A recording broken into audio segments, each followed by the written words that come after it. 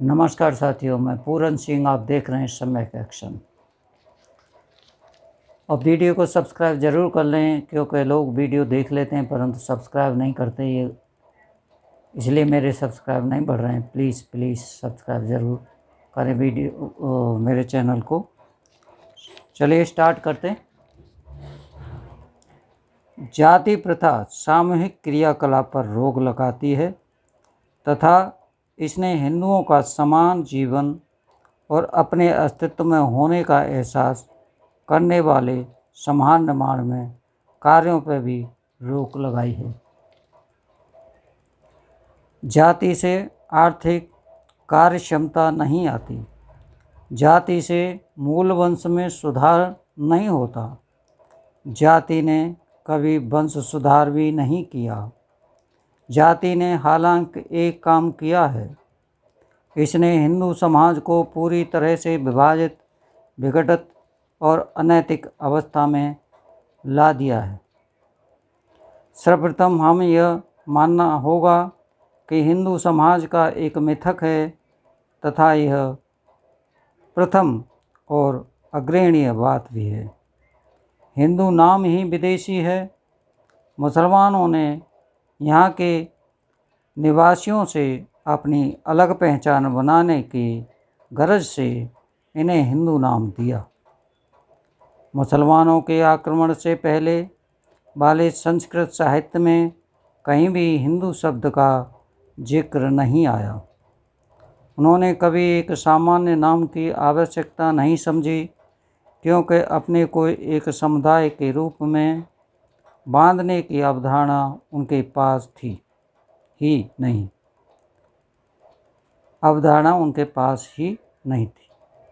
इस प्रकार से हिंदू समाज का कोई अस्तित्व नहीं है। ये तो जातियों का समूह मात्र है। प्रत्येक जाति अपने अस्तित्व के प्रति सचेत है। इनका अस्तित्व जाति व्यवस्था के जारी रहने का कुल परिणाम है। जातियों ने एक संघ भी नहीं बनाया है। कोई जाति दूसरी जाति से जुड़ने की भी भावना नहीं रखती।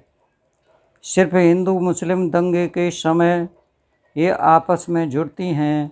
अन्य अवसरों पर हर जाति अपने को अलग रखने का प्रयत्न करती है और अपनी विशेषता बनाए रखने के लिए प्रयत्नशील रहती है। प्रत्येक जाति केवल आपस में भोजन और विवाह करती है। यहाँ तक कि प्रत्येक जाति की अपनी विशेष पोशाक होती है, वरना भारत के नर नारियों द्वारा पहनी जाने वाली असंख्य प्रकार की पोशाकों का क्या अर्थ हो सकता है, जिसने पर्यटकों का अच्छा खासा मनोरंजन होता है। वास्तव में एक आदर्श हिंदू बिल में रहने वाले उस चूहे की तरह है जो अन्य चूहों के संपर्क में नहीं आना चाहता। हिंदुओं में सामूहिक चेतना की भारी कमी पाई जाती है।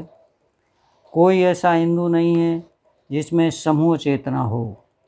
प्रत्येक हिंदू में जो चेतना होती है वह अपनी जाति के लिए है। इसी कारण से यह नहीं कहा जा सकता कि एक समाज राष्ट्र बनाते हैं।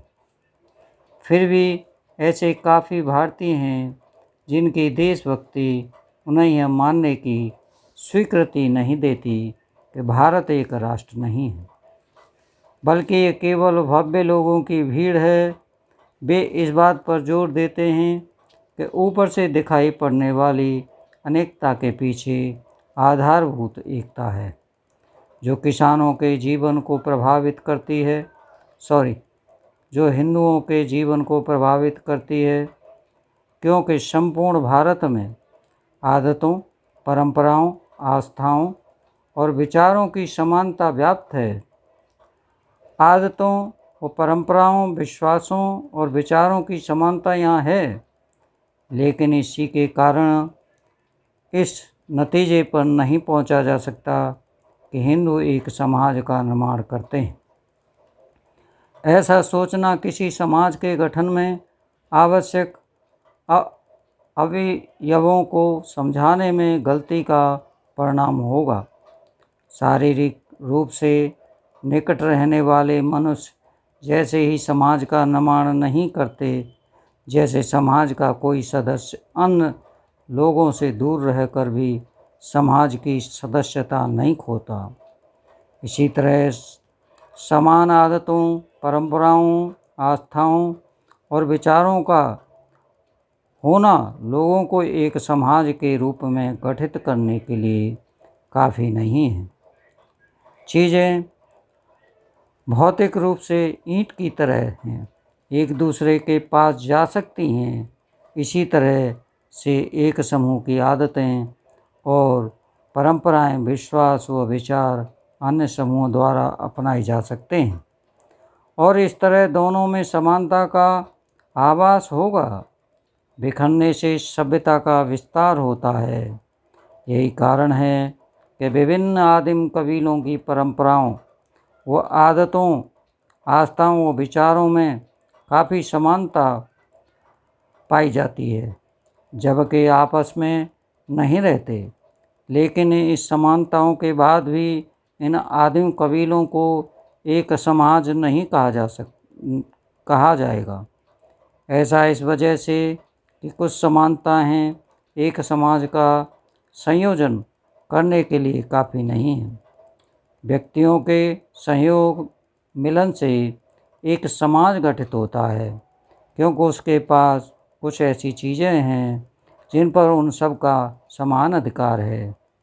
कुछ चीज़ों पर सबका समान अधिकार होना किसी चीज़ के पास आखिरकार क्षेत्र में होने से भिन्न है। केवल एक ही मार्ग है जिससे लोग एक दूसरे के साथ कुछ चीज़ों पर बराबर अधिकार पा सकते हैं। वह मार्ग है आपस में एक दूसरे से जुड़कर रहना। मात्र एक दूसरा तरीका बात करने का यह है कि वास्तव में संचार के कारण ही एक समाज अस्तित्व में रहता है। वह केवल संचार से ही संभव है। ठोस बात यह है कि अगर कुछ लोगों के कृत्यों का कुछ अन्य लोगों के कृत्यों के साथ साम्य है तो वह काफ़ी नहीं होगा। समांतर व्यवहार चाहे समानता के लिए हुए ही क्यों न हो, लोगों को एक समाज में बांधने में सक्षम नहीं है। यह एक तथ्य से साबित होता है कि हिंदुओं की विभिन्न जातियां कई त्यौहार मनाती हैं, लेकिन समान त्यौहार भिन्न भिन्न जातियों द्वारा समांतर रूप से मनाए जाने पर भी एक समाज के रूप में ये आपस में नहीं बन जाती। इसके लिए आवश्यक है कि एक आदमी सामूहिक गतिविधियों में हिस्सा ले और योगदान करे। इससे दूसरे भी प्रोत्साहित होंगे। किसी व्यक्ति को सामूहिक क्रियाकलाप में इस प्रकार सम्मिलित किया जाए कि वह समूह की सफलता को अपनी सफलता और अपनी असफलता को अपनी असफलता माने। यही वह वास्तविक चीज़ है जो लोगों को बांध कर उनका समाज बनाती है। जाति प्रथा सामूहिक क्रियाकलाप पर रोक लगाती है तथा इसने हिंदुओं को समान जीवन और अपने अस्तित्व में होने का एहसास करने वाले समाज निर्माण के कार्य में भी रोक लगती है। पूरा वीडियो देखने के लिए बहुत बहुत धन्यवाद और वीडियो कैसा लगा ये कमेंट्स करके ज़रूर बताएं और प्लीज़ सब्सक्राइब करें। मेरे बहुत कम सब्सक्राइबर हैं, मुझे बढ़ाने हैं। Thank you.